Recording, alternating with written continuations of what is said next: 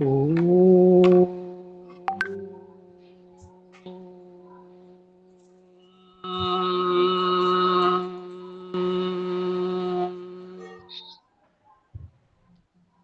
भूर्भुवस्वः तत्सवितुर्वरेण्यं भर्गो देवस्य धीमहि धियो यो न प्रचोदयात्। ॐ त्र्यम्बकं यजामहे सुगन्धिं पुष्टिवर्धनम् उर्वारुकं वन्दनात् मृत्योर्मोक्षीमामृतात्। ॐ सहनाववतु सहनौ भुनक्तु सह वीर्यं करवावहै तेजस्विनावधीतमस्तु मा विद्विषावहै। ॐ असतो मा सद्गमय तमसो मा ज्योतिर्गमय मृत्योर्मा अमृतं गमय।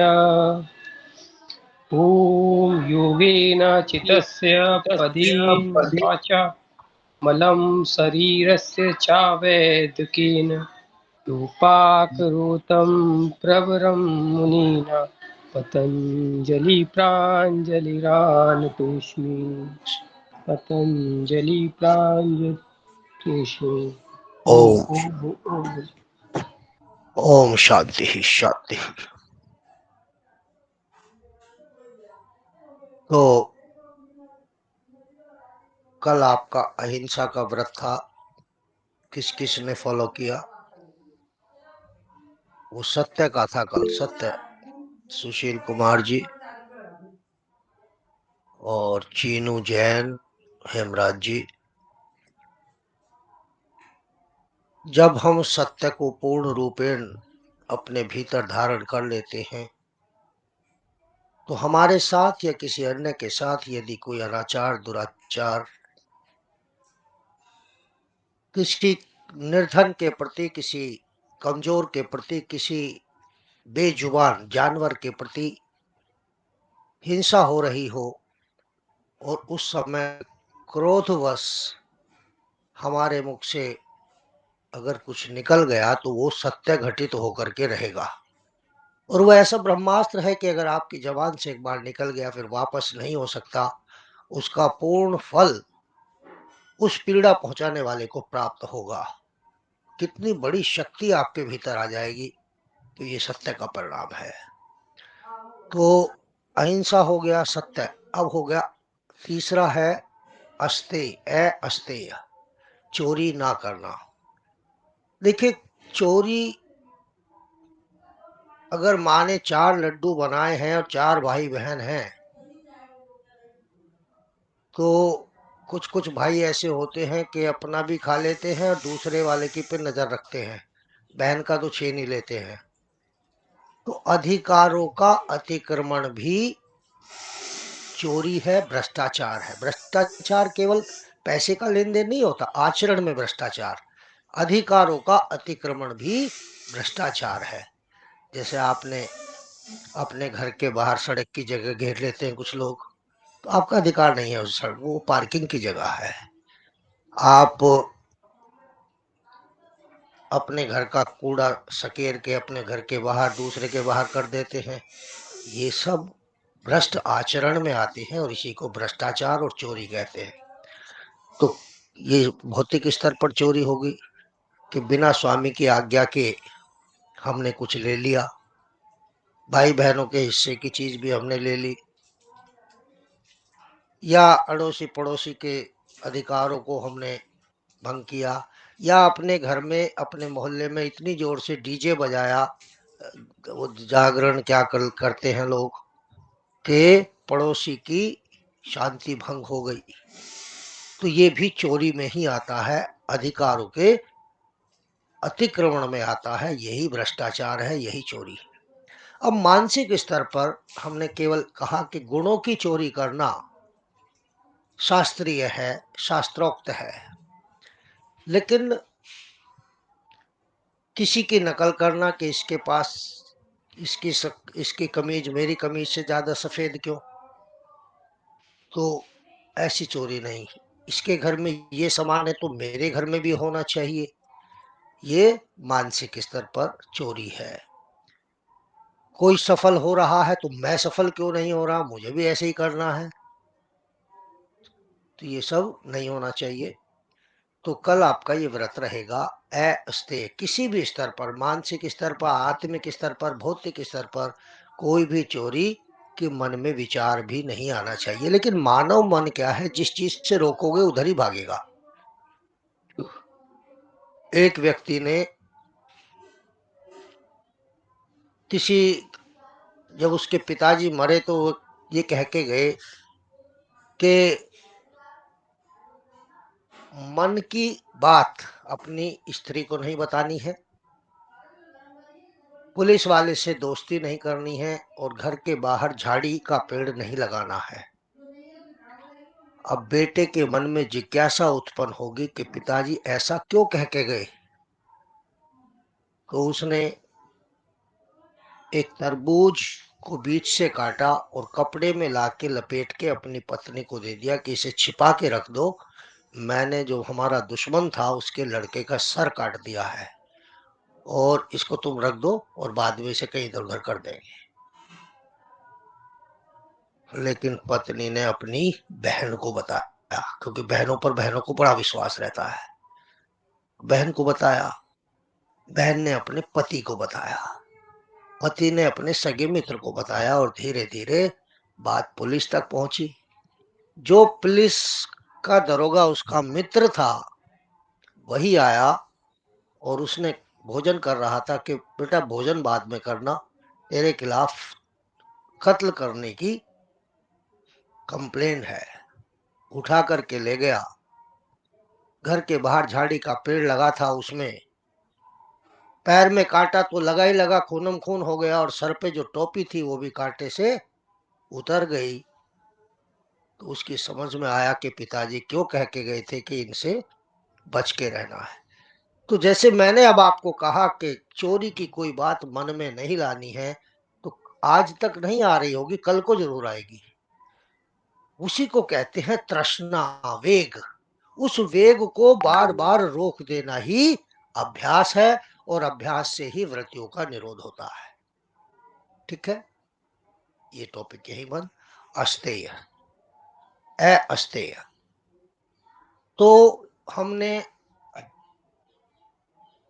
यम खत्म कर दिए थे, और नियम में कल सोच शुद्धि के बारे में बताया था कि योगी जब सुचिता को पूर्ण रूपेण प्रतिष्ठित कर लेता है तो सबसे पहले उसे अपने शरीर से घृणा हो जाती है कि मैं इसको इतना साफ रखता हूं, फिर भी इसमें से बदबूदार पदार्थ निकलते रहते हैं, ये स्वच्छ नहीं होता। और अंतःकरण तो बिल्कुल काला हुआ पड़ा है, इसमें काम क्रोध लोभ मोह ईर्षा द्वेष भय सब कुछ भरा पड़ा है, इससे इसके लिए तो कोई साबुन भी नहीं है। तो वो सुचिता को धारण कर लेता है, और उसे इस शरीर से घृणा उत्पन्न हो जाती है। तो जैसे अपने शरीर से घृणा हो गई हो, वो दूसरे से क्या हाथ मिलाएगा, वो किसी अन्य के शरीर को क्या छुएगा। तो ब्रह्मचर्य का पालन हो जाता है, और योगी अपनी यात्रा में प्रतिकूलताओं प्रतिद्वंदताओं को भेदता हुआ, सहन करता हुआ अपने लक्ष्य की तरफ निकल जाता है। यही उसकी तपस्या है, यही उसका तप है। ठीक है, तो ये कल सुचिता में बताया था। आज है संतोष। संतोष है क्या, ये बहुत बड़ा धन है। जो संतोषी लोग होते हैं उनके चेहरे पर एक अजीब सी शांति होती है, एक बहुत अलग तरह का भाव उनके चेहरे पर रहता है, और लोग उन्हें देखकर सोचते हैं कि हम हमारे चेहरे पर ऐसा भाव क्यों नहीं। क्या परिभाषा है संतोष की। जैसे हमारी ये है शिप्रा तिवारी, इसके चेहरे पर वो भाव दिखाई देता है, हो जाएगा एग्जाम, गुरुजी पढ़ा रहे, पढ़ाने दो, आज नहीं जाते कक्षा में कल चलेंगे। तो संतोष का भाव है। अब क्या करें, है तो है, ईश्वर प्रदत्त है। तो पूर्ण पुरुषार्थ करके अपने पास जो उपलब्ध साधन है, सबके पास एक जैसे साधन नहीं होते। जब हम पढ़ते थे 5वीं 6वीं हाई स्कूल 11वीं क्लास 10वीं क्लास तक, 11वीं में तो हम मेरठ आ गए, तो गांव में बिजली नहीं थी, तो लैंटर्न लैंटर्न वो भी सबके यहाँ नहीं होती थी, लैंटर्न से पढ़ते थे। और कभी कभी लैंटर्न की चिमनी टूट गई हो तो एक डिबिया बोलते हैं उसको, डिबिया, एक शीशी में मिट्टी का तेल भर लिया, उसके ढक्कन में छेद किया और एक कपड़े की बत्ती बना करके उसमें लगा दी, वो जला दी। हम उसमें पढ़ते थे, तो कुछ के पास, शहर में रहने वालों के पास बिजलियां भी थी, पंखे भी थे, तो सबके पास एक जैसे साधन नहीं होते। तो उपलब्ध साधन, जो भी साधन उपलब्ध हैं, उन साधनों के साथ पूर्ण पुरुषार्थ, अखंड प्रचंड पुरुषार्थ करने के पश्चात जो भी परिणाम आए, जो भी फल आए, उसे ईश्वर की इच्छा, अपने पुरुषार्थ का परिणाम मान करके सहर्ष स्वीकार कर लेना, उस पर कोई शिकायत ना करना, यही संतोष है। पूर्ण पुरुषार्थ करके, उपलब्ध साधनों से पूर्ण पुरुषार्थ करके जो भी परिणाम आए उसे सहर्ष स्वीकार कर लेना, बिना किसी शिकायत के, यही संतोष है। 3 शब्द हैं, आशा, अपेक्षा, आकांक्षा। आशा विषय समझने आ रहे होंगे अंग्रेज अंग्रेज लड़की को। आशा यानी कि क्या कहें इसको, किसी कोई गुरु जी हमारे लिए कुछ, ये कैसे पता चलेगा कि हमने पूर्ण पुरुषार्थ कर लिया है? ये तो हमें मन में ये विचार आता है कि हाँ अब इससे ज्यादा हम नहीं कर सकते, है ना Guru ji? How much you can do, जितना आप कर सकते हो वही पूर्ण पुरुषार्थ है आपका। जितना आप कर सकते हो, हर व्यक्ति की अपनी अलग अलग क्षमताएं हैं। कोई 8 घंटे बैठ सकता है, कोई 12 घंटे बैठ सकता है, कोई 18 घंटे काम कर सकता है। तो ये सबकी अलग अलग क्षमताएं है। अपना अपना शारीरिक और मानसिक जितनी क्षमता है उतनी, वो लेकिन हमारा पूर्ण क्षमता तो बढ़ पुरुषार्थ सकते है। हैं गुरु जी अभ्यास से। हाँ, तो बढ़ाइए बढ़ाइए, बढ़ा कर करिए, तो जितनी भी आप कर सकते हैं वही आपका पूर्ण पुरुषार्थ है। तो 3 शब्द है, आशा, अपेक्षा, आकांक्षा। ये दुखों का कारण है।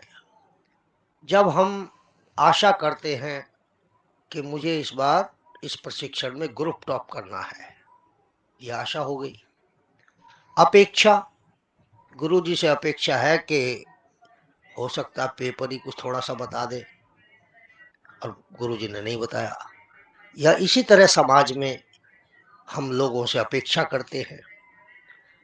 आकांक्षा, डिजायर, आकांक्षा हमारे भीतर होती है कि मेरे पास ये भी हो, मेरे पास वो भी हो, मैं बहुत अच्छा कवि बन जाऊं, मैं बहुत अच्छा पहलवान बन जाऊं, मैं बहुत बुद्धिमान बन जाऊं, मैं बहुत, मुझ में बहुत सारे गुण आ जाए। ये आकांक्षाएं हैं,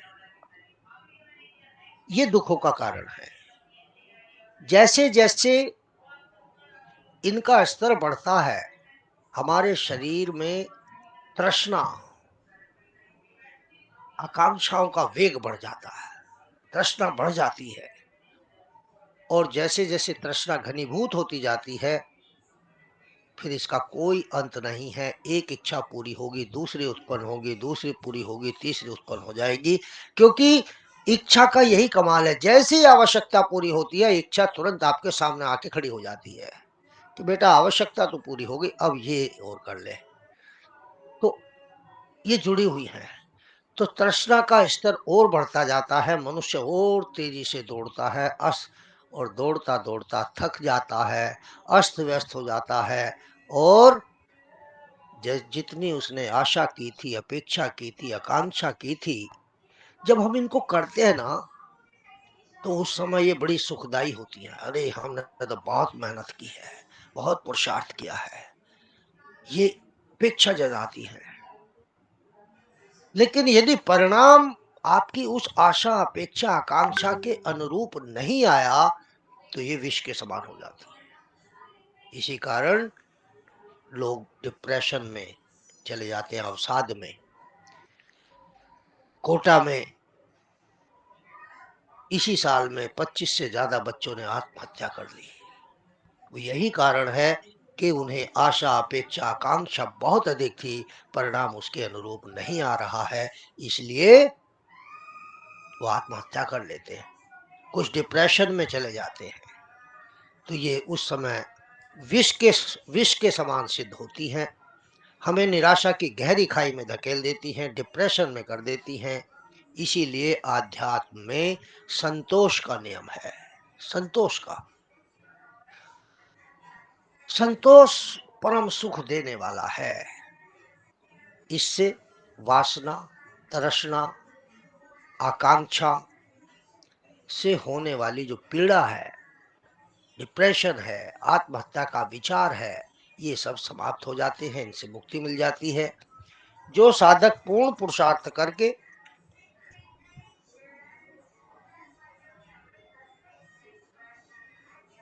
अभिषेक में क्लास ले रहा हूँ बेटा, उनको फोन कर ले बुआ को। तो संतोष का इसलिए नियम है, तो साधक को हमें जो है पूर्ण पुरुषार्थ कर्म करने के बाद परिणाम की चिंता बिल्कुल नहीं करनी चाहिए। इससे हमारे भीतर तृप्ति, संतोष का भाव उत्पन्न हो जाता है, वह योग साधना में वृद्धि होती है। और देखिए विष्णु पुराण में एक बात कही गई है, यत पृथ्व्या व्रीह्यम हिरण्यम पश्व स्त्रियः एकस्यापि न प्राप्त तस्मात् तृष्णा परिजते। अर्थात पृथ्वी में जो भी कुछ धन धान्य ऐश्वर्य और भोग सामग्री है, फिर से सुनिए, पृथ्वी में जो भी धन धान्य भोग सामग्री है, वह सब एक व्यक्ति के लिए भी पर्याप्त नहीं है। अतः तृष्णा का परित्याग ही श्रेष्ठ है। यदि मैं इसको शिप्रा को कहूं कि आज से जितनी धन दौलत दुनिया में है वो सब तेरी, जितने भवन बन रहे हैं वे सब तेरे, सारी पृथ्वी की मालिक तू, लेकिन शर्त एक है कि कल से कुछ भी इच्छा उत्पन्न नहीं होनी चाहिए और कुछ भी चाहने की इच्छा नहीं होनी चाहिए। ऐसा क्या संभव है? संभव नहीं है। तो इसका अर्थ ये हुआ कि धन संपत्ति जो भी कुछ है, ये एक व्यक्ति के लिए भी पर्याप्त नहीं है। आज आप देख रहे हैं मथुरा के अंदर विदेशी सर मुंडा करके राधे राधे हरे कृष्णा कर रहे हैं। क्यों? क्योंकि उनके पास धन धान्य दौलत सब कुछ देख लिया उन्होंने, उनको शांति नहीं मिली, तृप्ति नहीं मिली। तो फिर वो ईश्वर की शरण में आए और वो ऐसे पागलों की तरह झूमते हैं, नाचते हैं। यहाँ इसमें शांति मिल जाती है, इसमें तृप्ति मिल जाती है। ये जो आज की आधुनिक पीढ़ी बियर पैक पी पी के, और वो क्या है, वो लिक्वर क्या बोलते हैं उसको, शराब को पी करके, और जो कल्बों में पागलों की तरह झूमते हैं, ये क्या है? ये उनके भीतर का असंतोष है, उनके भीतर जो अस्त व्यस्तता है, भीतर जो शोर है, कुछ क्षण के लिए उसको टालने के लिए, उस तनाव को दूर करने के लिए वो ऐसा कर रहे हैं।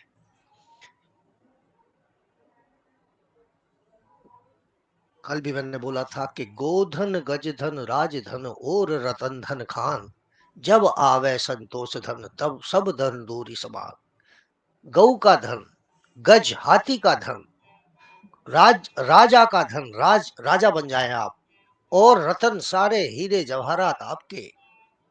ये गोधन गजधन राजधन और रतन धन खान, रत्नों की खान भी मिल जाए, लेकिन ये आपको अंदर से भीतर से तृप्त नहीं कर सकते, संतोष नहीं दे सकते।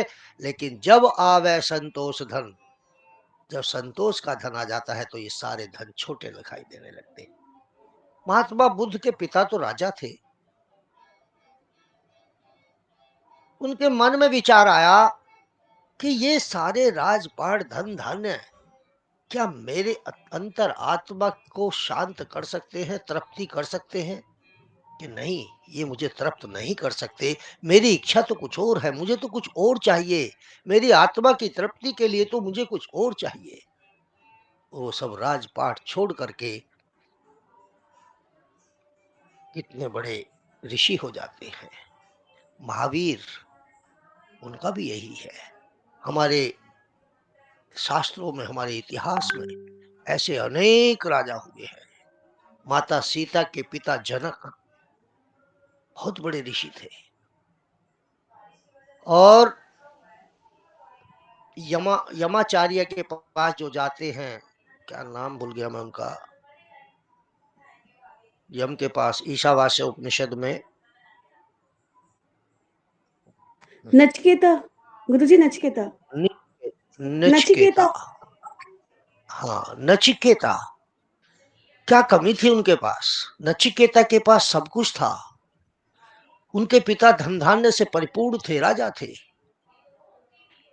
उन्होंने कहा कि एक दिन कि मैं अपनी सभी गौओं को, सभी चीजों को दान कर दूंगा। उनके मन में ऐसा आया और उन्होंने अपनी गाय, घोड़े, हाथी सब दान करने शुरू कर दिए। तो नचिकेता ने पिता से पूछा कि पिता, सबसे प्रिय रत्न तो मैं हूं, आपका पुत्र हूं, मुझे किसे दान करोगे? तो उन्होंने क्रुद्धवश हुआ कि तुझे यम को दान करूंगा। उन्होंने इसे पिता की आज्ञा मानते हुए कि अब तो मुझे यम के ही पास जाना है, और वो यमलोकपुरी को चले गए। और वहां जब यम नहीं मिले, 3 दिन तक उनकी प्रतीक्षा की, बिना भोजन बिना पानी पिए। अब यम आते हैं और वो देखते हैं कि कोई ब्राह्मण कुमार 3 दिन से भूखा प्यासा मेरी प्रतीक्षा कर रहा है। ये तो बहुत बड़ा पाप हो गया, एक ब्राह्मण को मैंने भूखा रखा। तो वो उनसे 3 दिन के 3 वर मांगने के लिए कहते हैं। तो वो 3 वर मांगते हैं, फिर लंबा हो जाएगा मामला। तो वो भी यही पूछते हैं सब, मृत्यु के बाद क्या होता है, इच्छाएं, अपेक्षाएं, आकांक्षाएं, धन संपदा, ये सब इसी बारे में पूरा ईशावास्य उपनिषद है। बहुत इंटरेस्टिंग है। तो गोधन, गजधन, राजधन और रतन धन खान, जब आवे संतोष धन, सब धन थोड़ी समान। और मैंने राहत इंदौरी का एक शेर भी आपको सुनाया था कि इंसान की चाहतों की कोई इंतहा नहीं। एक चाहत पूरी होती है, दूसरी सामने आ जाती है, दूसरी पूरी होती है, तीसरी सामने आ जाती है।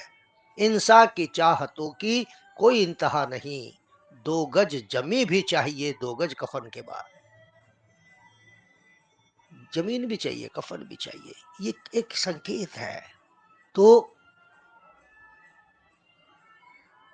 फिर अगर मिल भी गया, जब तक कोई वस्तु, विषय, व्यक्ति, विचार हमें प्राप्त नहीं होता, तब तक उसकी हमारे जीवन में बहुत बड़ी कीमत होती है। हमारा वो लक्ष्य होता है, सपना होता है, कल्पना होती है कि ये मुझे मिल जाए तो मेरा जीवन आनंदमय हो जाए। लेकिन जो मिला, जो प्राप्त हुआ, सो समाप्त हुआ।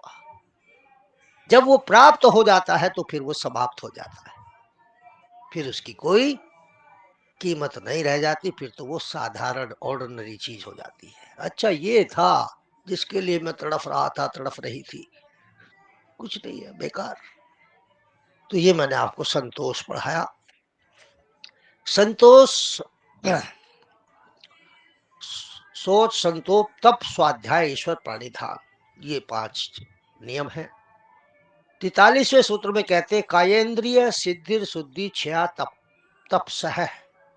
अर्थात तप के बारे में यहाँ बात हो रही है कि कर्मणा, मनसा वाचा कर्मणा, मनसा मन से, वाचा वचन से, कर्मणा कर्म से। मनसा वाचा कर्मणा के तप से हमारे भीतर की अशुद्धियों का क्षय हो जाता है।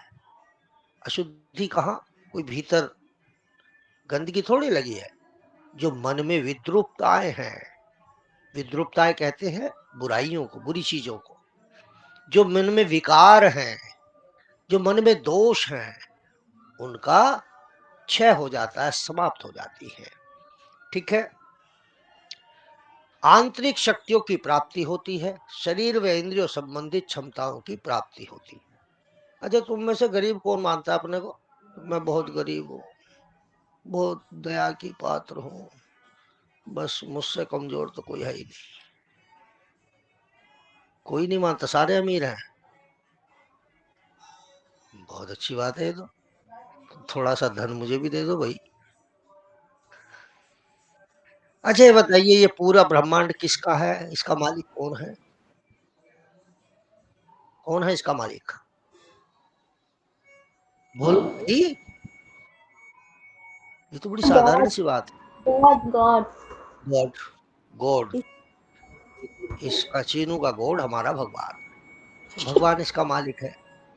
और हम भगवान की संतान हैं या शैतान की संतान है, राक्षसों की संतान है? बोलो, राक्षसों की संतान कौन कौन है भगवान आप की में से? संतान। हम सब भगवान की भगवान की संतान है, ऋषि मुनियों की संतान है। जब हम ये संसार ब्रह्मांड भगवान का है और हम उसकी संतान है, तो इसका ये किसका हुआ? ये हम सभी का हुआ। ब्रह्मांड। मैं भगवान की संतान हूँ, वो हमारा ही जब हो गया बड़ा गुरु जी। भगवान है और उसी का ये सारा साम्राज्य है, तो क्या इसका मालिक मैं नहीं हुआ? क्या फिर मैं अपने को ये कह सकता हूँ कि मैं गरीब हूँ? नहीं कह सकते। गरीब, अमीर, बूढ़ा, जवान, अबला, दुबला, शक्तिशाली, ये सब उपाधियां मन से होती हैं, आयु का परिणाम नहीं है, शरीर का परिणाम नहीं है। तो ये यहाँ भी यही बात है, कायेंद्रिय सिद्धि शुद्धि इच्छा तपस, मनसा वाचा कर्म कर्मणा के तप से हमारे भीतर की भी अशुद्धियां दूर होती हैं। यदि आप वाचा यानी कि वाणी से सत्य को धारण कर लेते हैं, सत्य बोलते हैं, मीठा बोलते हैं, सब आपकी भाषा, आपकी वाणी प्रिय है, तो इससे भी आपके भीतर की शुद्धि होती है। दूसरा, आपकी भाषा, आपके बोलने का तरीका, आपके बाह्य स्वरूप को तो हम देख पाते हैं, अंतःकरण को दिखा देता है। जो क्रूर लोग हैं, जो समाज का, प्राकृतिक नियमों का और देश के संविधान का उल्लंघन करने वाले लोग हैं, उनकी आवाज में कर्कशता होती है। जैसे नेताओं की आवाज देखिए आप, कर्कशता होती है। अपराधियों की आवाज देखिए आप, कसाईयों की आवाज देखिए आप, उनके भीतर की आवाज से ही उनके अंतःकरण का पता चल जाता है कि इनका अंतःकरण किस स्तर का है। भौतिक स्वरूप तो हम देख ही रहे हैं, अंतःकरण का भी पता चल जाता है। तो वाणी बहुत बड़ी चीज है, इसका बहुत ही सोच समझ के देखभाल के प्रयोग करना चाहिए। मनसा, ये मन का पता दे देती है। कर्मणा, ये कर्मों का पता दे देती है। मनसा वाचा कर्मणा, वाचा मन का भी पता दे देती है, एड्रेस बता देती है। और कर्म का भी, कि ये व्यक्ति के कर्म कैसे होंगे जिसकी वाणी इतनी कर्कश है। तो इनकी शुद्धि करने से अशुद्धियों का क्षय हो जाता है, आंतरिक शक्तियों की प्राप्ति होती है। आज मेरा मन है पढ़ाने का, वरना तो मैंने अब तक खत्म कर दिए होते नियम। कोई बात नहीं, 15 दिन चलेगा, कोर्स चलने दो। तो शरीर व इंद्रियों संबंधी क्षमताओं की प्राप्ति होती है। जब हम मन, वचन और कर्म हमारे ठीक होते हैं, तो हम निरोगी भी रहते हैं। रोग कहाँ से शुरू होता है? दो स्थानों से। एक तो नाभि के आसपास का क्षेत्र यानी कि पेट से, और एक मस्तिष्क से। जब हम मनसा वाचा कर्मणा का शुद्धि रखते हैं, तो हमारा मन शांत रहता है, संतोष का भाव रहता है। और जब मन शांत होगा, संतोष का भाव होगा और अपने मनसा वाचा कर्मणा पर नियंत्रण होगा, तो भोजन भी सात्विक होगा, तो हमारा पेट भी ठीक रहेगा और मन भी ठीक रहेगा। हम योग भी करेंगे तो निरोगी रहेंगे, तो रोगों से भी दूर दूर होता है। शरीर व इंद्रिया, ये जो शरीर में जो ज्ञानेन्द्रीय कर्मेंद्रीय है, किसके, कौन है इनका बॉस, कौन है इनका अधिकारी? बताइए, किसके अंतर्गत किसके कहने पर कार्य करती हैं ये मन के कहने पर कार्य करती है। सबसे पहले विचार की उत्पत्ति होती है। विचार कहाँ उत्पन्न होता है? मन में उत्पन्न होता है। फिर मन ज्ञानेंद्रियों को आदेश देता है कि मेरे मन में ये आया है कि ये जो फूल लगा है ये अद्वितीय है, बहुत सुंदर है, देखो जरा। तो ज्ञानेंद्री, इनको 5 सेंसेस भी कहते हैं, ये उसको छू के देखती है। आंखें उसके रंग को देखेंगे, अरे ये बड़ा आकर्षक है। ज्ञानेंद्री कर्मेंद्रियों को, यानी कि त्वचा से हम उसे छू के देखेंगे, बड़ा कोमल है। मन को संदेश देंगी और मन फिर ज्ञानेंद्रियों से कहेगा कि कर्मेंद्रिय से कहो कि इसको तोड़ दे। कर्मेंद्रियां अपना कर्म कर देगी। तो इंद्रियों के द्वारा हम ये सब करते हैं। मन इनका बॉस है। मन ही सब इंद्र, ज्ञानेंद्रिय कर्मेंद्रिय मन के ही अधीन है, आत्मा के अधीन नहीं है ये। ठीक है। मन की जो चंचलता है, मन के जो दोष हैं, मन को बांधने पर जो प्रतिक्रिया है, वो हमारी इन इंद्रियों पर ही एक्सप्रेस होती है, परिलक्षित होती है। ठीक है। इस प्रकार मन यदि स्थिर हो जाए तो क्या होगा? मन ही हमने कंट्रोल में कर लिया तो हमारी ज्ञानेंद्रिय कर्मेंद्रियों के ऊपर भी नियंत्रण हो जाएगा हमारा। ये ज्ञानेंद्रिय भोग का साधन है, भोगों पर नियंत्रण हो जाएगा। और जब हमने भोगों पर नियंत्रण कर लिया, ज्ञानेंद्रिय कर्मेंद्रियों पर नियंत्रण कर लिया, मन भी हमारा स्थिर हो जाएगा। फिर हम मन को जहां चाहे, जैसे चाहे वैसे रोक सकते हैं। और यही धारणा, ध्यान समाधि है ना, यही धारणा है कि मन को एक स्थान पर रोकने का अभ्यास कर लेना। तो मनसा वाचा कर्मणा से ये सब काम तप से होता है ये। इसलिए जब साधना की जाती है तो मन उसकी प्रतिक्रिया करता है। इसी कारण शरीर व इंद्रियों को कष्ट होता है। आप साधना में बैठ गए, मन को एकाग्र कर रहे हैं, कहीं इधर उधर ना भटके, सीधा केवल दीप शिखा, किसे कहते हैं दीप शिखा अनुराधा?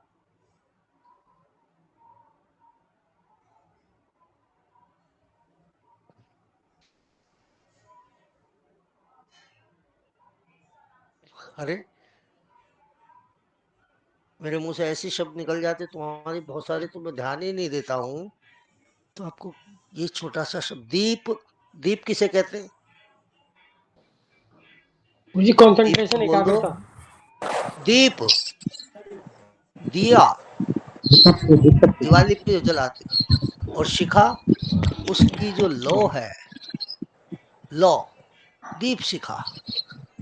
किसी किसी दिन देख, केवल पूजा में कुछ मत करो, केवल उस दीप शिखा को बड़े ध्यान से देखो, आपको कई तरह की अनुभूतियां उससे होंगी। तो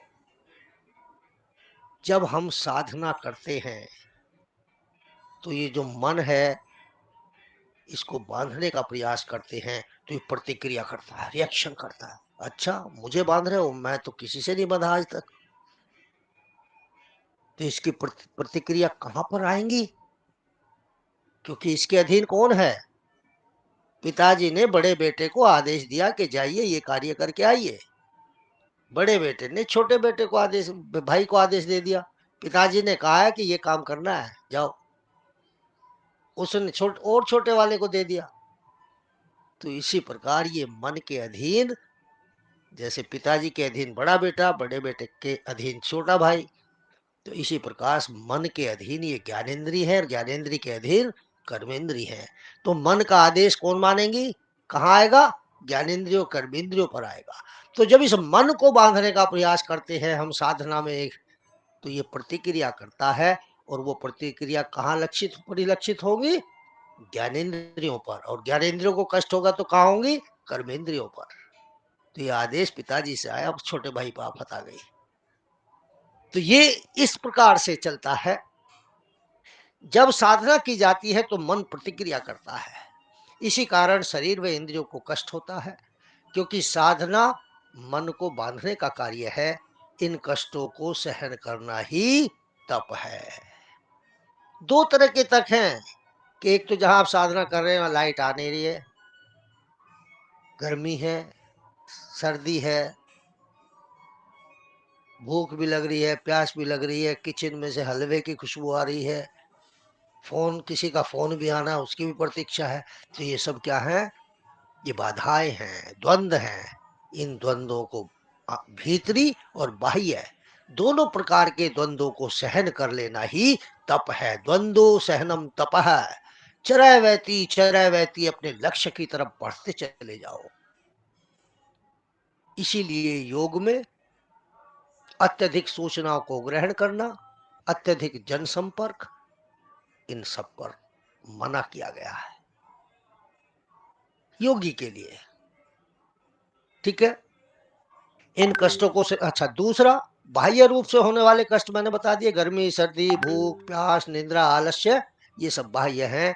साधक को इन्हें भी सहना पड़ता है। यह भी शरीर के स्तर पर तप है। जानबूझकर शरीर को कष्ट देना तप नहीं होता कि मैं तो एक पैर पर गंगा के ठंडे जल में खड़ा होकर के तपस्या करूंगा, वो तप नहीं है।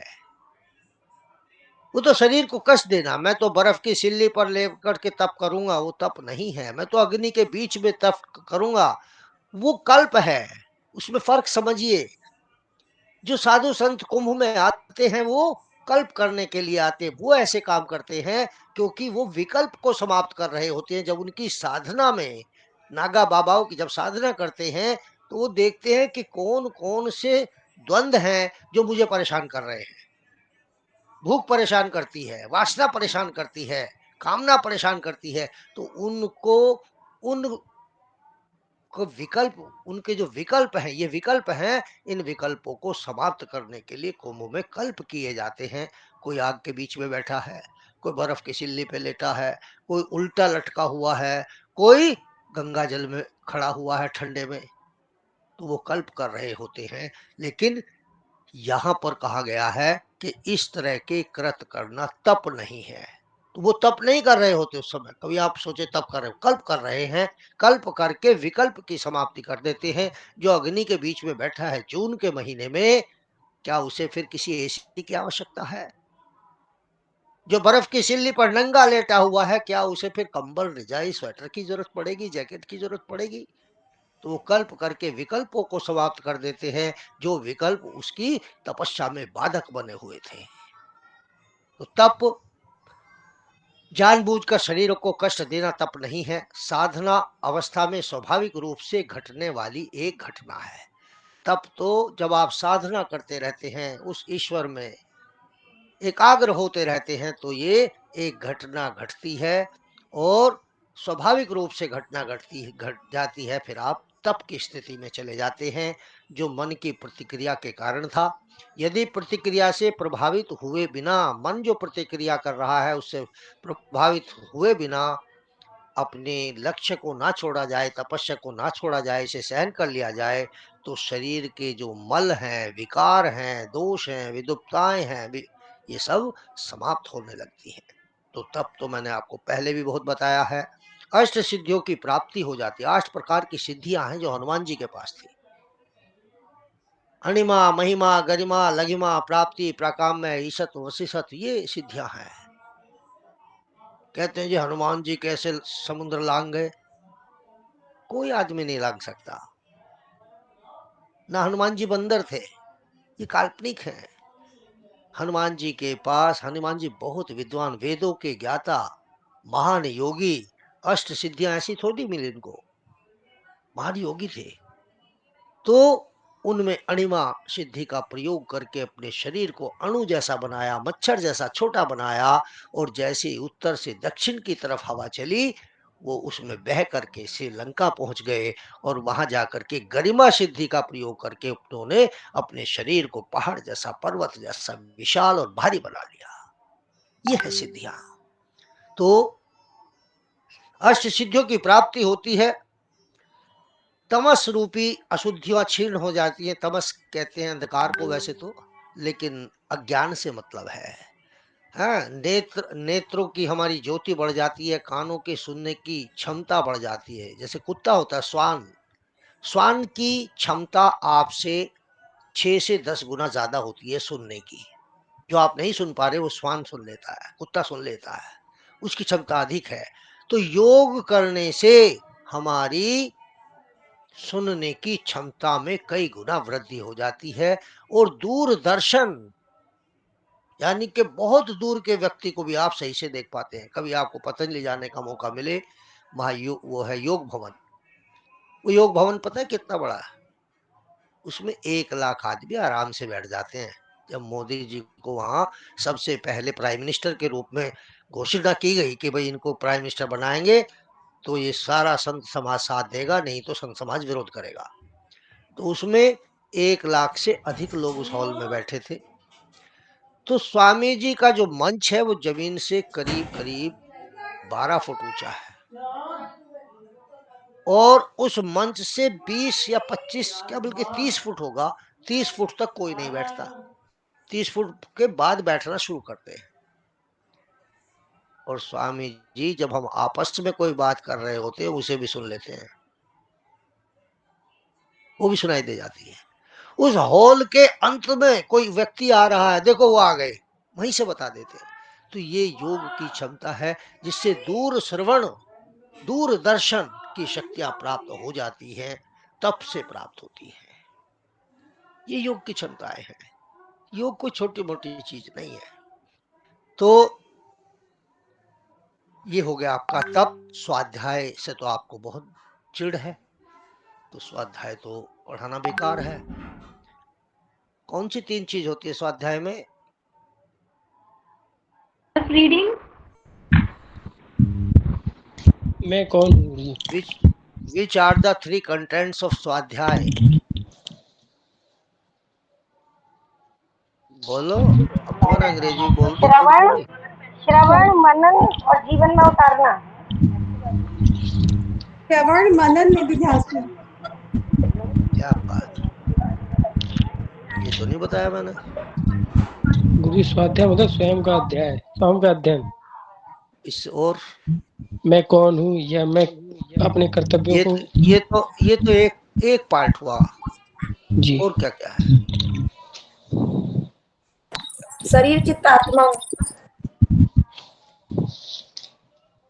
तुक्के मार रहे हो, तुक्के। जो पढ़ाया, जो बताया वो नहीं है आपको पता।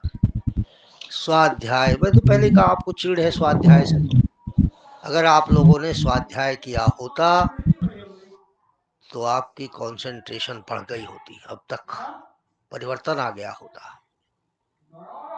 स्व अध्ययन, एक तो स्वाध्याय अपना अध्ययन करना, दूसरा उस परमेश्वर का जाप करना, उसको ध्यान करना। हमारा हर कर्म उसकी उपस्थिति में हो, उसके लिए हो, उसकी आज्ञा से हो, यानी कि उस ओंकार का जप करना।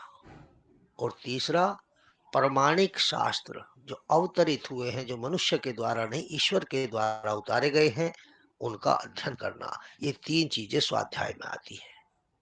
ठीक है। तो स्वाध्यायादिष्ट देवता संप्रयोग है। स्वाध्याय से इष्ट दिव्य आत्माओं के साथ संपर्क होने लगता है। जब हम स्वाध्याय करते हैं, अपने को जानने का प्रयास करते हैं कि मैं कौन हूं, ये आत्मा क्या है, ये मन चित्त क्या है, इस चित्त के जो 2 पुत्र हैं, मन बुद्धि अहंकार, मन के जो चित्र हैं बुद्धि और अहंकार, ये किस प्रकार से कार्य करते हैं, ये मुझे कहाँ जो है पथ से विचलित कर सकते हैं। जब हम ये स्वाध्याय करते हैं तो बहुत कुछ निकल के आता है। क्या मेरे जीवन का उद्देश्य क्या है? क्या मैं लक्ष्य विहीन जीवन जी रहा हूं? क्या मैं कर्ज लेकर के ही जीवन चलाऊंगा? कर्ज से मतलब ये नहीं है किसी से पैसे ले लेना। कर्ज के यानी कि इस मातृभूमि प्रकृति से क्या क्या मुझे मिल रहा है और मैं इसको क्या दे रहा हूं। तो ये 15-20 सवाल मैंने आपके लिए बिंदु चुने थे स्वाध्याय के लिए, लेकिन दुर्भाग्य मेरा भी और आपका तो है ही। तो स्वाध्याय करने से हमें जो है क्या बोला मैंने, दिव्य आत्माओं के साथ भी संपर्क होने लगता है। जब हम चिंतन में डूब जाते हैं, इतने गहरे चले जाते हैं, और ये दिव्य आत्माएं ऐसा नहीं है कि कहीं से आसमान में से आएंगी, पाकिस्तान से, ईरान से, इराक से, अमेरिका, जापान से आएंगी। ये तो हर वक्त आपके चारों तरफ है, अभी भी हैं। नकारात्मक आत्माएं भी हैं और दिव्य आत्माएं भी हैं। जब आपकी सोच सात्विक होती है, जब आप दिव्यता में घुस करके अपने को खोजने का प्रयास करती है, तो जो चारों तरफ आपके दिव्य आत्माएं हैं वो आपकी मदद करने लगती है, प्रकृति आपका साथ देने लगती है।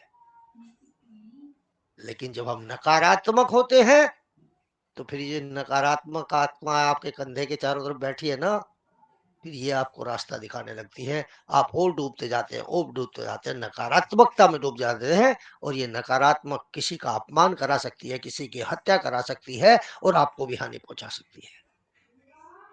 तो ये स्वाध्याय है, 3 चीजों का अध्ययन। आगे था समाधि सिद्धि ईश्वर प्राणी ध्यानात्।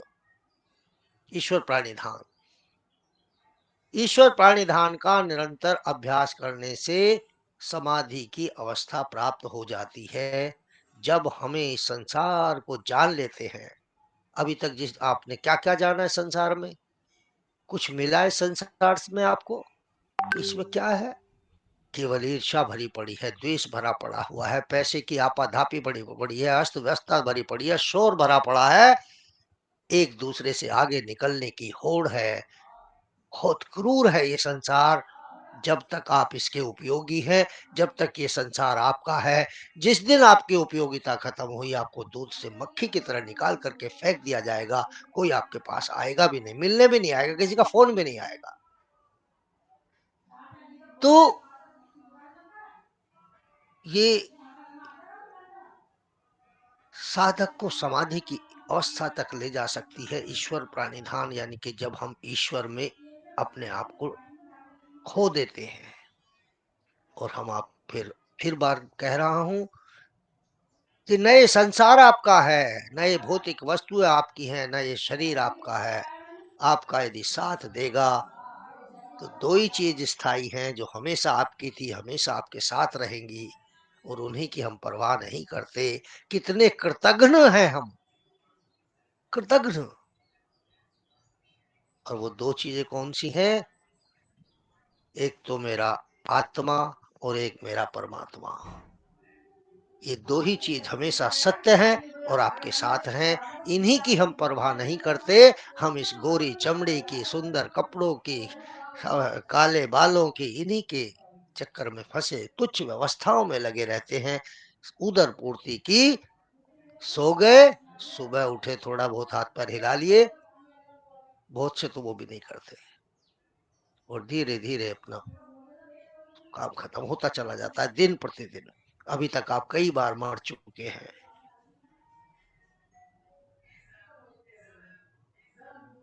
कहाँ है वो बचपन आपका, जो कभी घर के आंगन में माँ की आंखों की दृष्टि के साथ खेला करता था, माँ की गोदी में बैठ करके सर रख करके हमें खुशी महसूस होती थी? कहाँ गया वो बचपन? मर गया ना। युवा अवस्था कहाँ गई जिसमें सपने होते थे, सारी दुनिया का मालिक मैं बन जाऊंगा एक दिन, ऐसे सपने होते थे? कहाँ गया वो बचपन? खत्म हो गया। ऐसी जवानी भी चली जाती है, फिर बुढ़ापा, ये अवस्थाएं हैं, बदलती रहती हैं, और फिर मृत्यु आ जाती है। एक उम्र होती है कि भाई बहन आपस में लड़ते हैं कि मैं माँ की गोदी में लेटूंगा, मैं माँ की, ये माँ मेरी है, माँ मेरी है, माँ मेरी है। और जब ये काले बालों वाली आ जाती है, तो फिर क्या कहते हैं? माँ तेरी है, माँ तेरी है, माँ तेरी है, अब तू उठा इसकी जिम्मेदारी। दूसरे के ऊपर टालते रहते हैं। तो ये सब हमें स्वाध्याय सिखाता है, ईश्वर प्राणिधान। हाँ, ईश्वर प्राणिधान में हम जब डूबते हैं तो समाधि की अवस्था में चले जाते हैं, हमें पता ही नहीं लगता समाधि कब घटित हो गई। समाधि घटाने से नहीं घट होती, प्रयास करने से नहीं होती, वो तो डूब जाने से होती है, गहरे समुद्र में उतर जाने से होती है, वो तो घटित होती है, एक उपलब्धि है, एक घटना है, वो घट जाएगी किसी दिन। आप तो केवल कर्म करते रहिएगा। अब बहुत ही महत्वपूर्ण सूत्र है 46वां, स्थिर सुखासनम। स्थिर सुखासनम, जिस आसन में साधक लंबे समय तक स्थिरता पूर्वक बैठ सकता है वही आसन है। क्या कह रहे हैं महर्षि पतंजलि? आसन किसको कहते हैं? आसन जिस आसन में साधक लंबे समय तक स्थिरता पूर्वक सुख पूर्वक बैठ सके वही आसन है। यहाँ उन्होंने भुजंगासन का जिक्र नहीं किया, मंडूकासन का नहीं किया, हल आसन, सर्वांगासन आदि का जिक्र नहीं किया, केवल एक आसन की बात की है, सुखासन। सुखासन की बात की है। तो क्योंकि साधना में, समाधि में पहुंचने के लिए हमें तप करना पड़ेगा, साधना करनी पड़ेगी, तो उसमें लंबे समय तक बैठना पड़ेगा। और लंबे समय में बैठने का यदि आपका अभ्यास नहीं है, मन पर नियंत्रण नहीं है, तो कभी आप वज्रासन में बैठेंगे, कभी सुखासन में बैठेंगे, कभी इधर को बैठेंगे, कभी उधर को बैठेंगे। इन दोनों का आपसी संबंध है, मन का और ज्ञानेंद्रिय कर्मेंद्रियों का। जब तक दोनों पर नियंत्रण नहीं होगा तब तक आप अवस्थाएं बदलते रहेंगे, बदलते रहेंगे, ध्यान आपका नहीं होगा।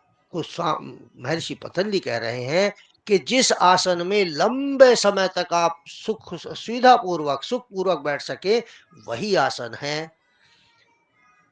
जिसकी मनोवृत्ति जितनी चंचल होती है, जो वात के रोगी होते हैं ना, उन्हें बड़ी चंचलता होती है, 5 मिनट एक जगह नहीं बैठेंगे, अभी घर में है, अभी बाहर जाएंगे, बाहर से आएंगे, फिर घर आ जाएंगे, है, अभी कुछ काम शुरू करेंगे, उसे छोड़ देंगे, दूसरा शुरू कर देंगे, अभी किसी से कुछ कह रहे, बहुत चंचल होते हैं वो।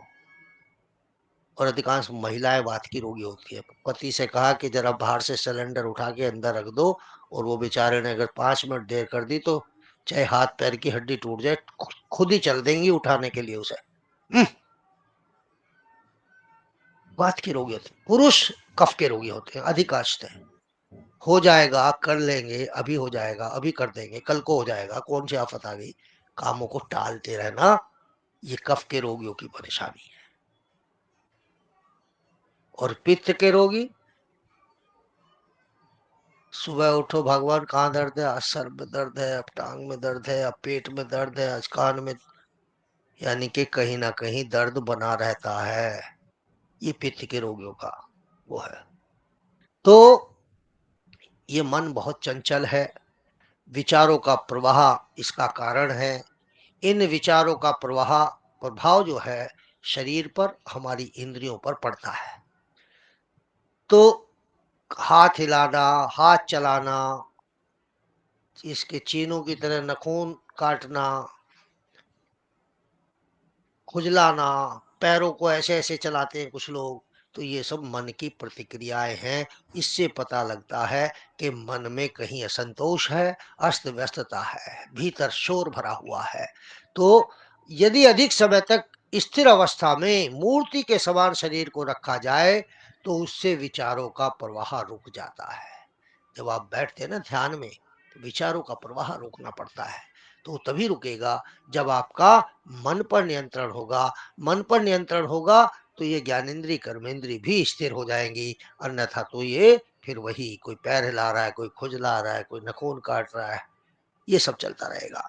इसलिए योगी को तप साधना के लिए लंबे समय तक स्थिर अवस्था में बैठना पड़ता है। किंतु जब अभ्यास नहीं होता, अभ्यास के अभाव में पैरों में दर्द होने लगता है, सूजन आ जाती है, किसी का पैर सो जाता है। किस किस का पैर सोता है सुबह को? बैठे, बहुत देर तक बैठे वज्रासन में, उसमें सुखासन में, सिद्धासन में तो पैर सो गया, उंगली सो गई। जब आपकी उंगली सो जाए, पैर सोता तो नहीं, पर थोड़ा बहुत पेन होता है। हाँ, तो पेन पेन इसलिए है ना कि आपका मन उसे महसूस कर रहा है। जब मन पर नियंत्रण हो जाएगा तो पेन महसूस नहीं होगा। पैर अगर कभी भी सो जाए तो छोटी उंगली पैर की जो होती है उसके बराबर वाली उंगली, उसको थोड़ी देर आगे दबाएंगे तो आपका पैर सोना बंद हो जाएगा। तो इसलिए सूत्र में कहा गया है कि आसन चाहे किसी भी प्रकार का हो, किंतु जिसमें लंबे समय तक स्थिर अवस्था में सुखपूर्वक बैठा जा सके वही आसन है, वही आसन श्रेष्ठ है। इस बात का ध्यान रखें कि हमारी मेरुदंड सीधी रहे, रीढ़ और गर्दन सीधी रहे। क्यों क्यों रहनी चाहिए सीधी? क्योंकि ऊर्जा का प्रवाह बाधित ना हो। जितनी आपके शरीर में नस नाड़ियां हैं वो कहां से आ रही हैं?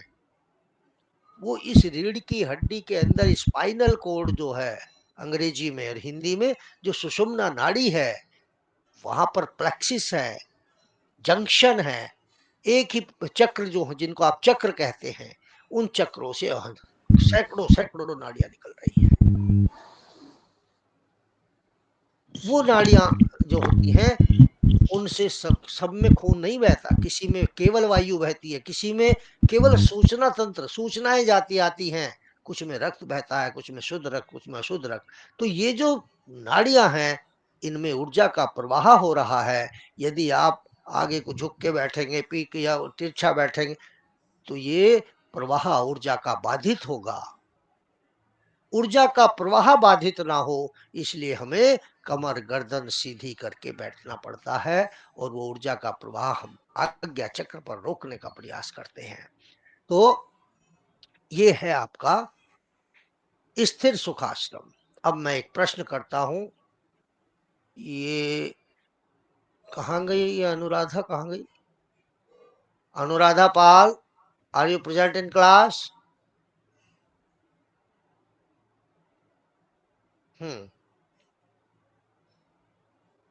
थायराइड का यदि रोग, महर्षि पतंजलि ने थायराइड के रोग को ठीक करने के लिए कौन सा आसन बताया है?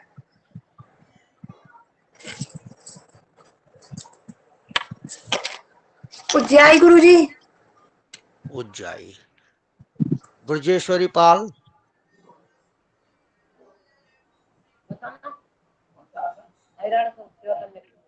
हाँ? नहीं वो उद्गीत। ब्रजेश पाल के आईडी पे कौन है आज? ये उज्जाई। तो आप तो अभी अभी फेल हो गए सारे, अभी पढ़ा के नहीं निपटा मैंने कि पूरे गुरुजी जो योग भी गर्दन दर्शन में से करने वाले होते हैं। महर्षि नहीं बेटा नहीं, कोई भी आसन नहीं महर्षि बताया महर्षि पतंजलि ने। महर्षि पतंजलि ने तो केवल स्थिर सुखासन की बात कही है, बाकी किसी आसन के बारे में नहीं जिक्र किया। आप जने क्या क्या बता रहे हो? उन तो कोई भी आसन नहीं बताया। तो महर्षि पतंजलि पूरे योग दर्शन में केवल स्थिर सुखासन की बात करते हैं, बाकी आसन तो उन्होंने हमारे लिए, आचार्यों के लिए, गुरुओं के लिए छोड़ दिए कि वो कराएं। यम नियम आसन प्राणायाम जो योग की साधना के समाधि के लिए आया है उससे ये अपेक्षा की जाती है कि ये यम नियमों का पालन करता होगा और आसनों को बारे में अच्छे से जानकारी रखता होगा, आसन और प्राणायाम के बारे में। तो महर्षि पतंजलि इस चक्कर में नहीं पड़ते। आगे कहते हैं 47वें सूत्र में प्रयत्न शैथिल्यानंत समापत्ति भ्याम, इसमें भी वही बात है कि प्रयत्न की शिथिलता अनंत यानी कि परमात्मा में ध्यान लगाने से साधक का आसन स्थिर और सुखपूर्वक हो जाता है।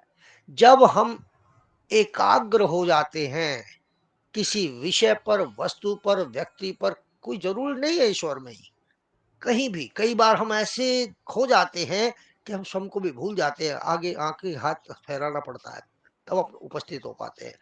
तो जब हम एकाग्र हो जाते हैं तो उस समय हमारा जो शरीर है वो भी स्थिर रहता है और मन भी नियंत्रण में रहता है, एकाग्रता में रहता है। तो यही जो है हमारा शरीर और मन का गहरा संबंध है, जिससे हमारे शरीर की अवस्था का मन पर और मन की अवस्था का शरीर पर प्रभाव पड़ता है। इस दृष्टि से हमारे आसन की अस्थिरता का सबसे बड़ा कारण होता है हमारी मनोदशा। अगर मन अस्थिर है तो आपका शरीर भी अस्थिर रहेगा, वो स्थिर नहीं हो सकता। जब तक मन के स्तर पर स्थिरता घटित नहीं होगी तब तक शरीर के स्तर पर भी स्थिरता घटित नहीं हो सकती, और जब तक शरीर के स्तर पर स्थिरता नहीं होगी तब तक मन के स्तर पर भी स्थिरता घटित नहीं हो सकती। इन दोनों का प्रोपोर्शनल एक दूसरे से गहरा संबंध है, इस मन का शरीर से, शरीर का मन से। तो ये केवल एक तत्व में ध्यान लगाने से, एकाग्र होने से ही दोनों में स्थिरता आती है। ठीक है। इस तन मन की स्थिरता को घटित करने का उपाय है कि आसन की स्थिति में बैठकर शरीर व मन को ढीला छोड़ दें, कोई भी प्रयत्न न करें, तथा मन का अनंत आकाश में या ईश्वर में उसको लगा दें, टकटकी लगा दें। इस तरह शीघ्र ही आसन सिद्ध हो जाएगा। आप पार्क में बैठ करके मान लिया योग साधना कर रहे हैं, वहां बहुत सारी चिड़ियाएं ये चींची चींची करती रहती है, तो आप उसमें किसी एक चिड़िया की आवाज को ध्यानस्थ हो जाएं कि मुझे इस चिड़िया की आवाज सुननी है, और इतना ध्यान लगाएं कि आवाज अगर कहीं से निकले भी तो आपसे मिस ना हो जाए। आपको कोयल की आवाज सुननी है तो इतने ध्यानिष्ठ हो जाएं कि कोयल बोले तो मुझे सुनाई दे जाए, इन चिड़ियाओं के शोर में कहीं ऐसा ना हो मुझे ना सुनाई दे। तो आप उस एक पर्टिकुलर आवाज पर जब कंसंट्रेट करेंगे तो आपका मन एकाग्र हो जाएगा, स्थिर हो जाएगा। उस समय आप अपने शरीर को भूल जाएंगे। ये तरीका है स्थिरता लाने का। ठीक है। 49वें सत्र में सूत्र में क्या कहते हैं? तस्मिन सती श्वास प्रश्वास योगोर्ति विच्छेद प्राणायाम है। अब प्राणायाम की बात आ गई। आसन के स्थिर हो जाने पर श्वास प्रश्वास की स्वाभाविक गति को विच्छेद कर देना ही प्राणायाम है। ये प्राणायाम की आदर्श परिभाषा है। क्या? श्वास प्रश्वास की स्वाभाविक गति को विच्छेद कर देना, तोड़ देना, छिन्न भिन्न कर देना, यही प्राणायाम है। एक तो स्वाभाविक गति आप है, आप जो श्वास ले रहे हैं छोड़ रहे हैं, सारा दिन करते हैं काम, तो ये स्वाभाविक गति है। प्राणायाम में क्या करते हैं? इस गति को या तो हम लंबा गहरा सांस लेंगे, लंबा लेंगे, गहरा लेंगे। और लंबा और गहरा शब्द आप बहुत प्रयोग करते होंगे, लेकिन इसका अर्थ क्या है? लंबा, धीरे धीरे भरना, गहरा, पूरा नाभि तक। नाभि तक कहते हैं, नाभि में सांस नहीं जाता, जाता फेफड़ों में ही है। लंबा और गहरा, लंबे समय तक धीरे धीरे भरना है और पूरा अंदर तक भरना है, ये होता है लंबा और गहरा श्वास। तो जब हम अपनी जो सारे दिन लेने वाले स्वाभाविक गति है उससे अलग हटके किसी गति से श्वास लेते हैं, या तो बहुत धीरे धीरे लेते हैं या बहुत तेजी से लेते हैं और रोक लेते हैं, तो ये कहलाता है श्वासों की स्वाभाविक गति को विच्छेद कर देना। प्रैक्टिकल में पूछूंगा ये प्रश्न आपसे। श्वास प्रश्वास की स्वाभाविक गति को विच्छेद कर देना ही प्राणायाम है। जब आपसे वहां पूछा जाएगा प्राणायाम की परिभाषा बताइए, तो आपको यही परिभाषा बतानी है। ठीक है। प्राणायाम का साधना, देखिए दो तरह के लाभ होते हैं। एक तो योग हम करते हैं स्वस्थ शरीर को स्वस्थ करने के लिए। दो आयाम हैं योग के मुख्य। एक तो इस हार्डवेयर को ठीक करने के लिए कि मेरे शरीर में जो दर्द है, पेन है, घुटनों में दर्द है, कंधों में दर्द है, फ्रोजन शोल्डर है, ये है वो है, ये ठीक हो जाए। एक तो इस उद्देश्य से योग लोग करते हैं। जो आपके कक्षाओं में आएंगे वो ऐसे ही लोग आएंगे। दूसरा एक होता है साधनात्मक उद्देश्य कि मुझे साधना करनी है, यम नियमों का पालन करके आसन को सिद्ध करना है, आसन सिद्ध करके प्राणायाम को सिद्ध करना है। और जैसे प्राणायाम सिद्ध होगा, मेरी जो मन का भटकाव है वो कम हो करके मैं एकाग्र हो जाऊंगा, और जैसे ही एकाग्र होऊंगा मेरे मन के भीतर की जो कालक है, जो दोष हैं, जो ईर्ष्या, द्वेष, कामना, वासना, आलस्य, निद्रा, ये सब समाप्त हो जाएंगे और मैं शुद्ध होता चला जाऊंगा और एक दिन मैं समाधि प्राप्त कर लूंगा। ये साधना है। तो साधनात्मक और कायात्मक, यानी कि काया को ठीक करने के लिए या फिर उस साधना करके, संकल्प की साधना है योग, विकल्प रहित संकल्प की साधना है, उस समाधि को प्राप्त करना। ये दो ही लक्ष्य हैं। कौन से दो लक्ष्य बताए मैंने? बॉडी ना सर, हाँ, बॉडी, काया बॉडी, बॉडी, फिजिकल और स्पिरिचुअल दोनों। Physical and physical, spiritual. हाँ फिजिकल यानी कि शरीर को ठीक करना, और स्पिरिचुअल यानी कि साधनात्मक, साधना काल जब हम समाधि की तरफ बढ़ते हैं। तो अधिकांश लोग आपकी कक्षाओं में फिजिकली ठीक होने के लिए आएंगे, शरीर से ठीक होने के लिए आएंगे। आते ही पहले दिन क्या सवाल होगा? मेरे घुटने में दर्द रहता है, क्या करूं? कोई कहेगी मेरा तो थायराइड बढ़ा हुआ है, कोई कहेगा मेरा तो हाथ ही नहीं उठता ऊपर को, फ्रोजन हो गया। सुन, आपको इन सवालों के उत्तर के लिए, इनके समाधान के लिए तैयार रहना पड़ेगा।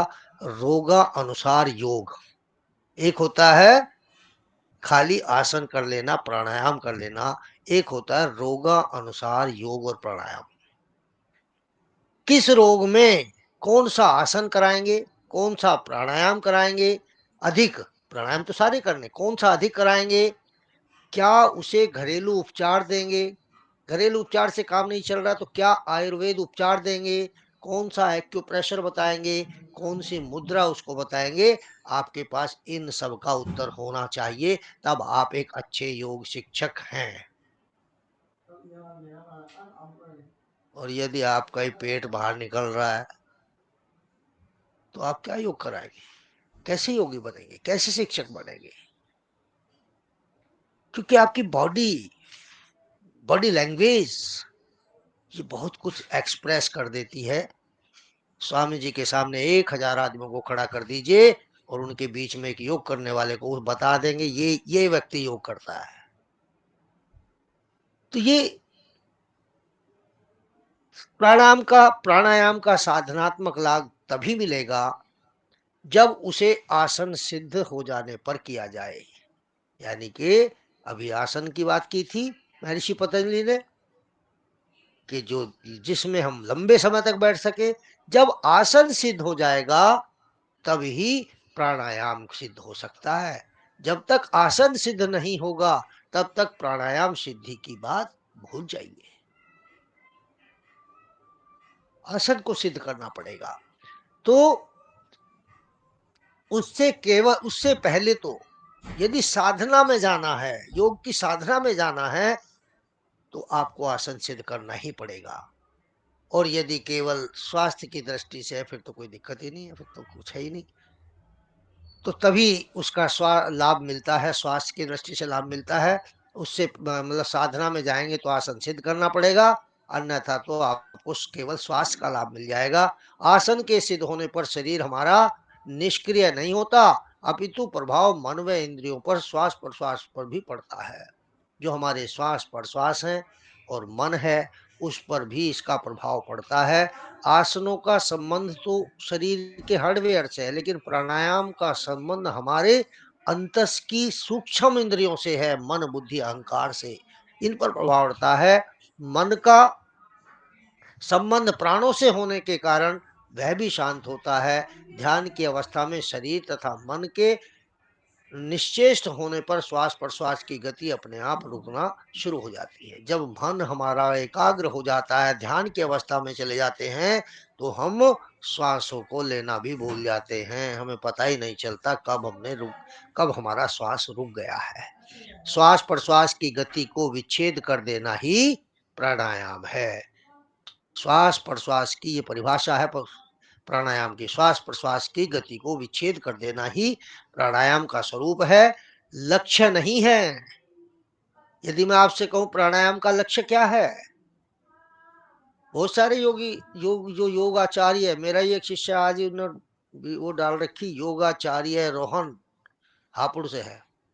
रोहन क्या लिखा हुआ है, मैंने उसे लिख दिया, मैंने कहा योगाचार्य नहीं योगेश्वर लिखो अपने नाम के सामने। योगाचार्य तो छोटी बात है, जुम्मा जुम्मा 8 दिन तुम्हें हुए नहीं, कठिन आसन करने सीख लिए तो योगाचार्य हो गए हो। तो श्वास प्रश्वास की गति को विच्छेदन कर देने का जो स्वरूप है, ये इसका स्वरूप है, लक्ष्य नहीं है। प्राणायाम का प्रयोगात्मक लक्ष्य श्वास प्रश्वास को अधिक लंबा और सूक्ष्म करना है। इससे हमारे शरीर में मन में स्थिरता उत्पन्न हो जाती है। कौन बताएगा लक्ष्य श्वास प्रश्वास का? प्राणायाम का लक्ष्य क्या है अंतिम, किस लिए करते हैं हम प्राणायाम? एक तो स्वास्थ्य की, हाँ, ईश्वर परिधान के लिए दीजिए। ईश्वर प्राणिधान के लिए।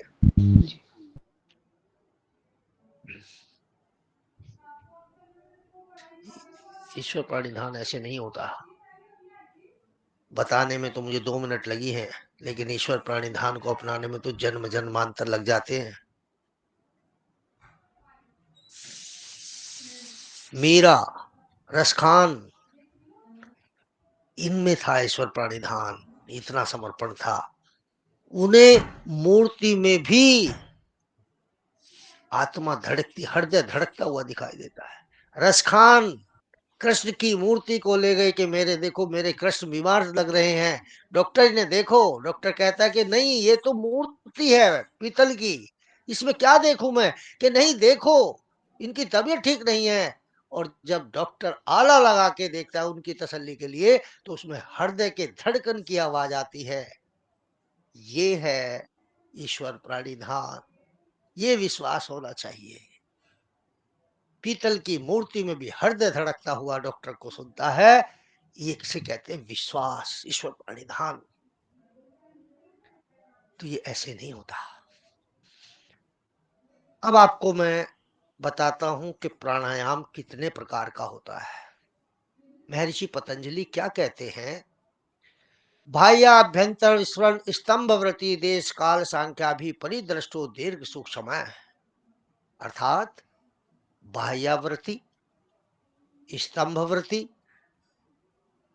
आभ्यंतरवृत्ति प्राणायाम देश काल और संख्या के द्वारा नापा गया दीर्घ और सूक्ष्म हो जाता है। 3 प्रकार के प्राणायाम बताए हैं यहाँ पर महर्षि पतंजलि ने। कौन कौन से? बाह्यावर्ती प्राणायाम, अभ्यंतरवर्ती प्राणायाम और स्तंभवर्ती प्राणायाम। इन प्राणायाम से देश यानी कि कोई भी स्थान हो, काल कोई भी समय हो, देश काल और संख्या प्रति मिनट श्वासों की संख्या जो नापी गई हो, वो दीर्घ और सूक्ष्म हो जाती है। किसी भी देश में, किसी भी काल में या किसी भी समय पर जब हम प्राणायाम को सिद्ध कर लेते हैं, तो हमारी जो श्वासों की संख्या प्रति मिनट है वो नाप ली जाए तो वो अंतर आ जाता है। तो प्राणायाम अपने आप में पूर्ण विज्ञान है। यदि कोई साधक केवल प्राणायाम का ही सहारा लेता है तो उसे तत्वबोध हो जाता है, जिससे सृष्टि का सारा रहस्य का ज्ञान हो जाता है।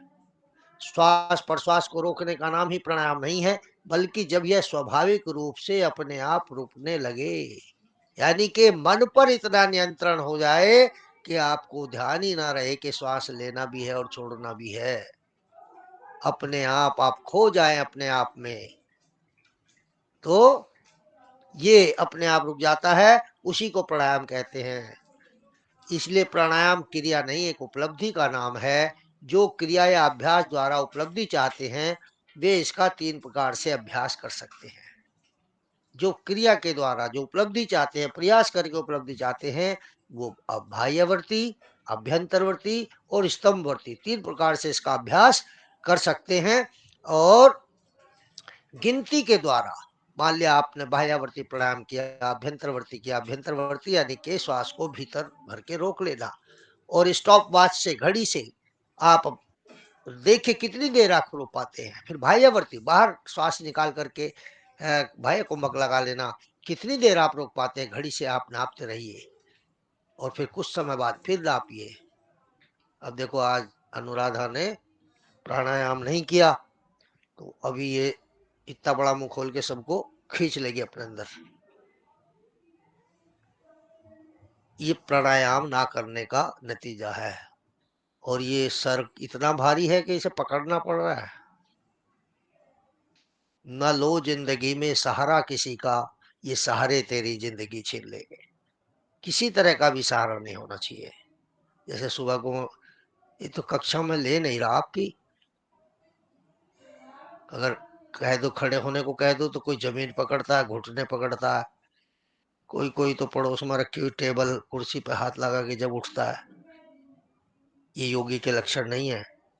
चलिए 5 मिनट ब्रेक, मेरा गला सूख गया, पानी में जलादि ग्रहण कर ले, उसके बाद फिर आगे बढ़ाएंगे, ठीक है। तो ये 3 प्रकार के प्राणायाम हैं, इनके बारे में भी और डिटेल में बताएंगे। ओम।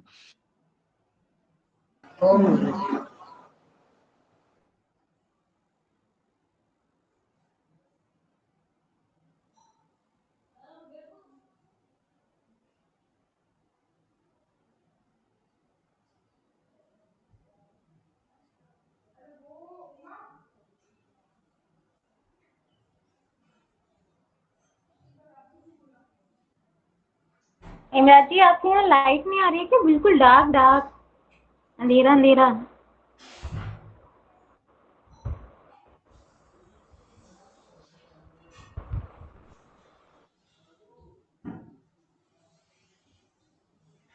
मैम लाइट नहीं आ रही है।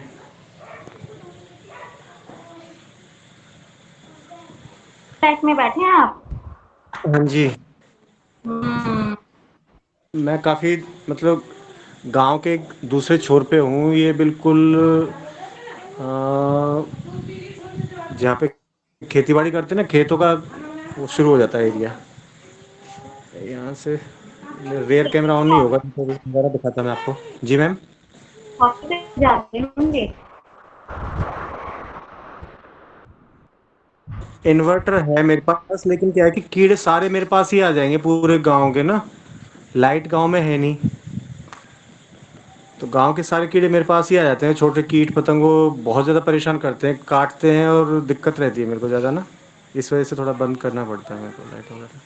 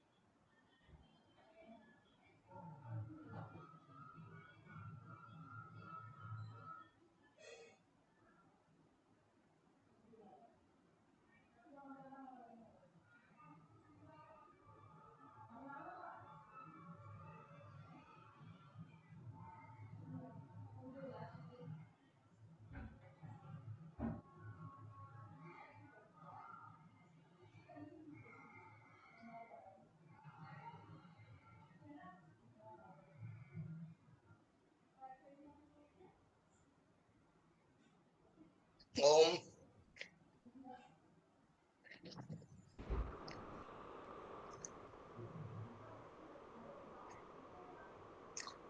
चीनू, ये मोह है कबाड़ी की दुकान, जो आया हुई इसमें डाल दिया।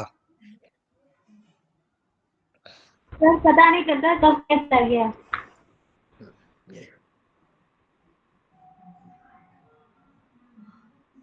तो मुख्य बात ये बताई कि महर्षि पतंजलि ने 3 प्राणायाम बताए हैं। वीडियो खोल ले सभी अपने, वीडियो खोल ले। नाम लेके कहना पड़ेगा क्या? 3 प्रकार के प्राणायाम बताए। बाह्याभ्यंतर नहीं, नंबर 1 स्तंभ, बाह्यवर्ती प्राणायाम, अभ्यंतरवर्ती प्राणायाम और स्तंभवर्ती प्राणायाम। 3 प्रकार के प्राणायाम बताए। प्राणायाम की परिभाषा बताई इससे पहले कि श्वास प्रश्वास की स्वाभाविक गति को विच्छेद कर देना ही प्राणायाम है। श्वास प्रश्वास को रोकने का नाम प्राणायाम नहीं है, श्वास को जो है, बल्कि जब स्वाभाविक रूप से ये अपने आप रुकने लगे तब प्राणायाम सिद्ध होता है, सिद्ध प्राणायाम जिसको कहा जाता है। तो प्राणायाम एक क्रिया नहीं है, ये उपलब्धि है। जब आप लंबे समय तक प्राणायाम का अभ्यास करते हैं तो फिर आप व्यवहार काल में 2 काल होते हैं, साधना काल, व्यवहार काल। साधना काल जिसमें आप योग कर रहे हैं, प्राणायाम कर रहे हैं, तो उसमें आप प्रयास करने के बाद श्वासों को रोकते हैं, लंबा करते हैं, सूक्ष्म करते हैं। एक होता है व्यवहार काल। आपका अभ्यास ऐसा होना चाहिए कि आप व्यवहार काल में भी आपके जो श्वास प्रश्वास है वो दीर्घ और सूक्ष्म होते रहे। यानी कि भस्त्रिका का इतना अभ्यास करें कि भस्त्रिका में हम श्वास भरते हैं 2.5 सेकंड में, 2.5 सेकंड में निकालते हैं। तो व्यवहार काल में भी, दिन में कार्य करते हुए भी आपके श्वासों की गति यही बन जाए, ये सिद्ध प्राणायाम। जब प्राणायाम सिद्ध हो जाता है तो इसको कहा गया है। नंबर 1 बाह्यवर्ती प्राणायाम की बात करते हैं।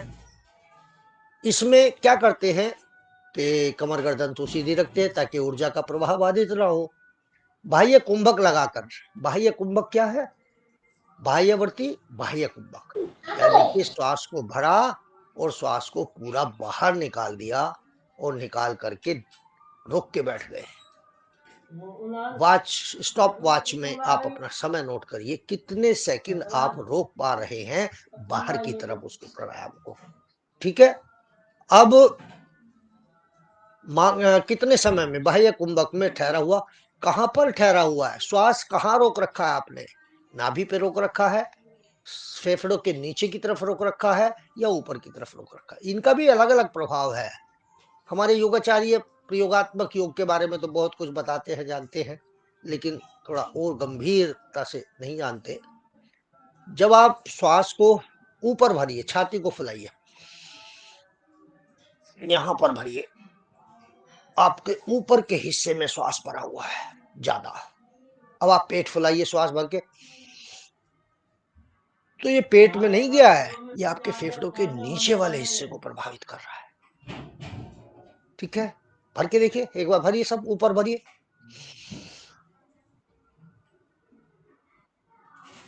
रोक के अब देखिए कहाँ श्वास रुका हुआ है आपका, फेफड़ों के ऊपर वाले हिस्से में रुका हुआ है। अब आप पेट फुलाइए, अब देखिए कहाँ है, अब फेफड़ों के नीचे वाले हिस्से पर ज्यादा है। तो ये अलग अलग प्रभाव है। तो बाह्यवर्ती में हमने श्वास को पूरा भरा और पूरा निकाल दिया, और फिर चेक करें कि ये अब कहाँ रुका हुआ है। लंबे समय तक रुकने वाला हो, इसके बाद धीरे धीरे सावधानी पूर्वक अंदर श्वास को भरें। इसे 3 से 21 बार तक कर सकते हैं, इसका अभ्यास करना चाहिए। जहां प्राणायाम करें, एक तो वो जगह ऐसी ना हो जहां पोल्यूशन हो। वहां कुछ लोग कमरों में करते हैं, कमरे के अंदर घर की रसोई की मसालों की भी खुशबू आ रही है। बिल्कुल शुद्ध साफ वातावरण होना चाहिए। और यदि आप घी के दीपक जलाते हैं, गाय के घी का दीपक, भैंस का नहीं, गाय के घी का दीपक जलाते हैं, तो 3 ग्राम घी से 1 टन ऑक्सीजन उत्पादित होती है। 3 ग्राम घी से 1 टन ऑक्सीजन उत्पादित होती है। तो आपके वातावरण में आपके चारों तरफ ऑक्सीजन की मात्रा बढ़ जाएगी। कुछ ऐसे पौधे होते हैं जो केवल ऑक्सीजन उत्पादित करते हैं, जैसे पीपल का पेड़, तुलसी का का पेड़, तुलसी का पेड़, और एक होता है उसको बोलते हैं जो लंबे लंबे वो होती है, सांप जैसी आकृति होती है उनकी, कैक्टस, कैक्टस टाइप में आते हैं लंबे लंबे, तो उनसे भी केवल ऑक्सीजन उत्पादित होती है। तो ऐसे पौधे पास हो, वातावरण साफ शुद्ध हो, घी का दीपक जला हुआ हो, प्राणायाम करने का अधिक लाभ मिलता है। ठीक है, ये हुआ बाह्यवर्ती प्राणायाम, यानी कि श्वासों को बाहर रोक देना। जब मन में अस्थिरता हो, अस्त व्यस्तता हो, चिंता हो, कोई चीज हो, तब आप ये प्राणायाम करके देखिए, तो आप भूत भविष्य के चक्र से बाहर निकल करके वर्तमान में आ जाएंगे। सबसे बड़ी परेशानी मनुष्य की यह है कि या तो वो भूतकाल में रहता है या वो भविष्य में रहता है, वो वर्तमान में रहता ही नहीं है। अगर वर्तमान में, जैसे अभी आप क्लास ले रहे हैं, तो आपको कुछ भूत की बात याद आ रही होंगी, कुछ भविष्य की बात आ गई होंगी, बहनें सोच रही होंगी गुरुजी पीछा छोड़े तो भोजन बनाना है। तो अगर वर्तमान में रहें, जो मैं बोल रहा हूं वो एक एक शब्द आपके भीतर चला जाए। वर्तमान में रहने का अभ्यास भी करना चाहिए। दूसरा प्राणायाम है आभ्यंतरवर्ती प्राणायाम। ये ठीक विपरीत है। पहले मैं श्वास को बाहर रोका था, अब श्वास को भीतर भर करके रोक ले। श्वास भरा, बैठ के ध्यान अपने ईश्वर में लगा ले। ईश्वर में ध्यान लगाए, आज्ञा चक्र पर ध्यान लगाए, किसी चक्र पर ध्यान लगाए, किसी अंग पर ध्यान लगाए, दीप शिखा पर, जो दीपक जल रहा है उसकी शिखा पर ध्यान लगाए, रोक करके बैठ जाए। लेकिन हृदय रोगियों को नहीं करना है, ब्लड प्रेशर वालों को नहीं करना है, क्योंकि यदि वो श्वास को रोकेंगे तो पेट में गैस बनी है मान लिया, तो डायफ्राम के ऊपर प्रेशर आएगा, घबराहट हो सकती है। ऐसे रोगियों को ये वाली मुद्रा, पहले उंगली वायु मुद्रा, फिर उससे अगले वाली अंगूठे के आगे, इनको लगा करके बैठना चाहिए। अपान वायु मुद्रा। हाँ, अपान वायु मुद्रा कहलाती है ये। अभ्यंतरवर्ती प्राणायाम में अंतः कुंभक का अभ्यास करना है, अंदर भर के रोक लेना है और उसके समय नापना है। धीरे धीरे आप देखेंगे कि आपकी श्वास रोकने की क्षमता बढ़ जाएगी। चाणक्य ने चंद्रगुप्त को बहुत अभ्यास कराया था इसका, और चाणक्य कहते तो ये हैं कि एक एक घंटा सांस रोक लेते थे चाणक्य और चंद्रगुप्त। पानी के अंदर सांस लेने की जरूरत नहीं पड़ती थी। स्वामी जी भी 5 मिनट तक श्वास रोक लेते हैं। तो यह अभ्यास से आता है। समय को धीरे धीरे आप जब करेंगे तो समय आपका बढ़ता चला जाएगा। सुविधा के अनुसार सावधानी पूर्वक धीरे धीरे फिर श्वास को बाहर छोड़ना शुरू कर दे। लंबे अभ्यास के उपरांत अपने आप भीतर रुकने लगेगा। इसे ही मध्य कुंभक या अभ्यंतरवर्ती कुंभक कहा गया है। बाह्यवर्ती प्राणायाम, अभ्यंतरवर्ती प्राणायाम, तीसरा है स्तंभवर्ती प्राणायाम। स्तंभवर्ती क्या है? बच्चे गेम खेलते हैं, स्टैचू जिसको कहा, स्टैचू जो जहां जिस स्थिति में वहीं रुक जाता है, होता है ना, ऐसा एक गेम होता है बच्चों का। तो ऐसे ही अचानक से श्वास को जहां का तहां रोक देना, नीचे है तो नीचे, ऊपर है तो ऊपर, मध्य में है तो मध्य में, जहां का तहां एकदम से रोक देना, ये स्तंभवर्ती प्राणायाम कहलाता है। बाह्यवर्ती में बाहर रोक देना, बाहर निकाल करके, अभ्यंतरवर्ती में भीतर भर के रोक देना, स्तंभवर्ती में जहां का तहां रोक देना और रोक के रखना और समय को नापना। धीरे धीरे समय बढ़ाने का प्रयास